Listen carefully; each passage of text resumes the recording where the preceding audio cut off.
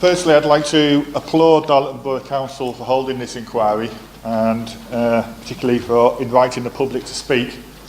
I think it's an enlightened approach, and I'm not something aware of anybody else having done that.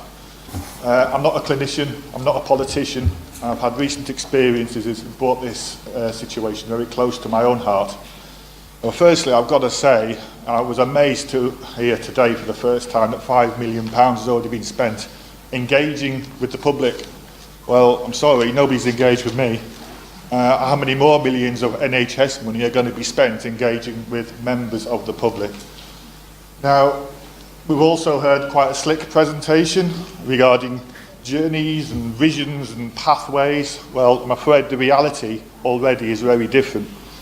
And as I say, I come to this not from an personal experience until very recently. It was brought home to me when, in the last month, my father was taken seriously ill, just after Christmas. We called an urgent ambulance, which after 4 hours didn't appear. We did not turn up. His condition continued to deteriorate, so we ended up calling 999. It took 1 hour to arrive. Bear in mind, we live in Herworth, 3 miles south of here, 1 hour to get an emergency ambulance to Herworth. His condition was such, he was taken straight to Durham because the scanning equipment, which they said was necessary, was not available in Darlington. It took 40 minutes to get him to Durham from our house. So that's a total journey time, 1 hour, 40 minutes. I just find it incredible to suggest that, even perverse to suggest that those sort of travel times will not impact on people's life chances and outcomes. It is absolutely critical that we have proper A&E services in Darlington for the long term. Far from taking services away, should be investing in better equipment, getting that scanning equipment in Darlington now. That's where the investment should be coming from. It is utterly ridiculous to suggest that taking services away over to Teesside, on the coast, having 2 centres on the coast, it's just illogical. When what we need is a localised service where people can get the care they need immediately.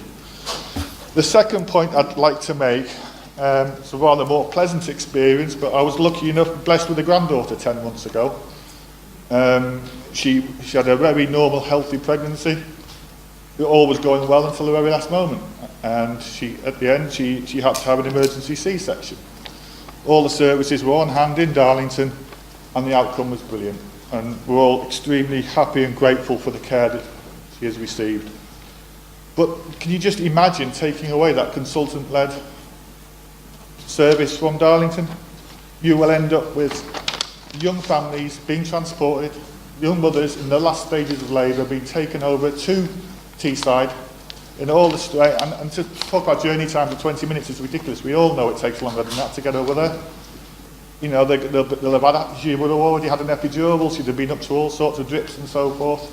A partner who, as it happens, doesn't drive, how is he supposed to get to and from Teesside every day to help support it, you know, his new child and mother?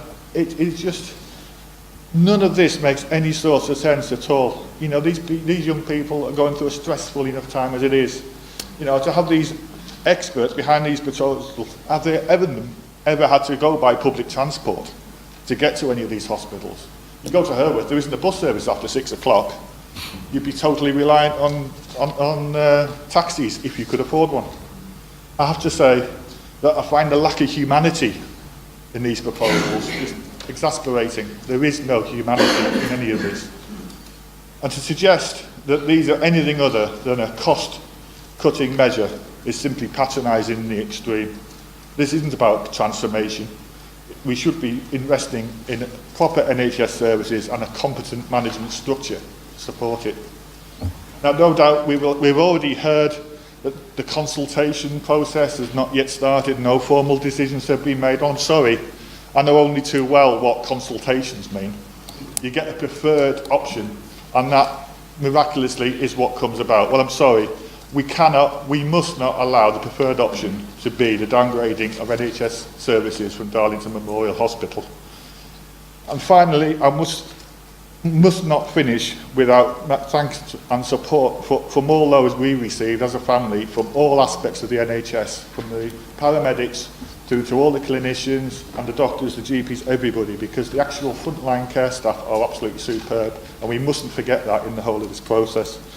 And I'd also like to thank the cross-party support on this. I get a real feeling of consensus, which is both refreshing and reassuring, to be honest. That's all I have to say. Thank you.